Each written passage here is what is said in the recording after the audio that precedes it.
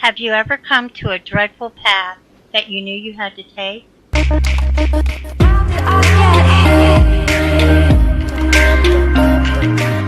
Last week in The Darkness Part 1, I spoke about how our loss experience can come suddenly or with a warning. Both are just as devastating.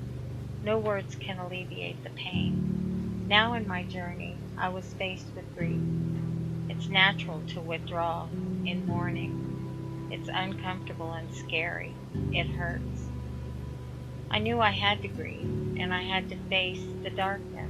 I hurt so bad and found myself in this very dark, painful place that I wanted to avoid. I have walked through loss many times in my life, so I'm familiar with the challenge. As I take myself back in the deep darkness of my pain to do these videos, it's such hard work, retracing my steps so you can relate or understand. I wish I could go from loss to shock to acceptance, but it doesn't work like that.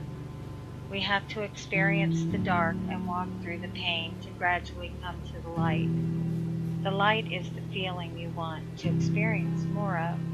The hope, the happiness, the joy, the love, the peace. There are 5 stages of grief, and it started right away for me. The stages aren't experienced in any specific order and vary in intensity level for everyone, but it's important to walk through each as you feel them. Shock and denial. When my daughter called and screamed her brother was dead, I didn't believe it. I knew that it had to be a mistake and it couldn't be true. I was in shock. I still hear those words today. Nothing mattered or seemed important at that moment. Pain and guilt. It took about a year for my shock to turn into unbelievable pain, like it had just happened. It was almost unbearable. I felt guilt and remorse over things I did or didn't do. This was a very chaotic time. Anger and bargaining. I was angry with myself for allowing this to happen somehow. I was angry with the doctors for putting my handicapped son on addictive medication early in his life, as he struggled with addiction as an adult. We can talk about addiction in handicapped children as we continue this journey. Depression, reflection, and loneliness. My friends thought I had grieved long enough and tried to encourage me out of this stage. I would have been satisfied just to have stayed in bed for the rest of my life at that point. Daily activities were a struggle. I had no interest in doing anything or going anywhere.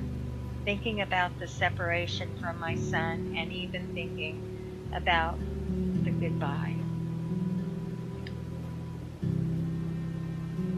The true magnitude of my son's death came right around the 2nd year for me. I felt alone and empty. I refused to say goodbye long after the funeral. It wasn't until the 3rd year, which is this year, that I feel more functional, like my mind is working again.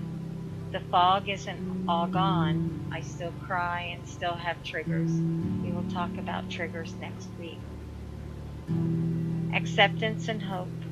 I accept the reality of the loss of my 4 children, but I'm not always happy. I will never return to who I was before, but I will keep moving forward, and perhaps it will keep getting easier.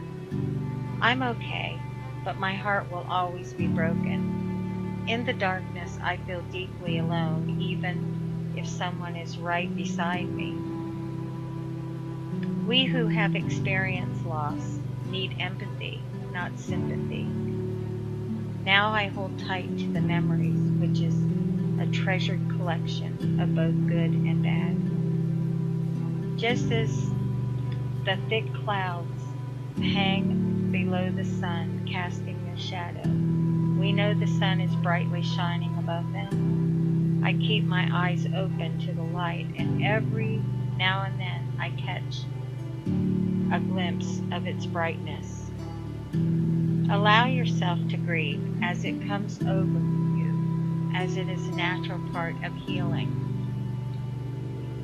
This is Bridging Loss, where we build a bridge by linking to each other over the abyss of darkness.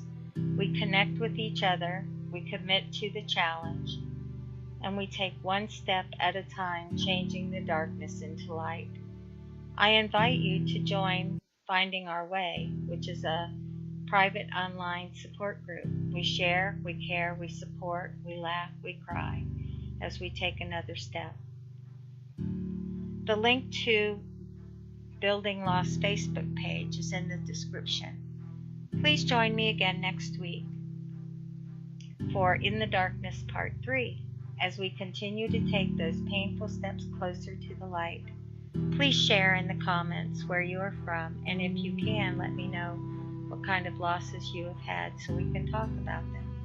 I would also like to pray for anyone who may have a prayer request. Be sure to ring the bell so you can get notifications of future videos. And thank you for stopping by.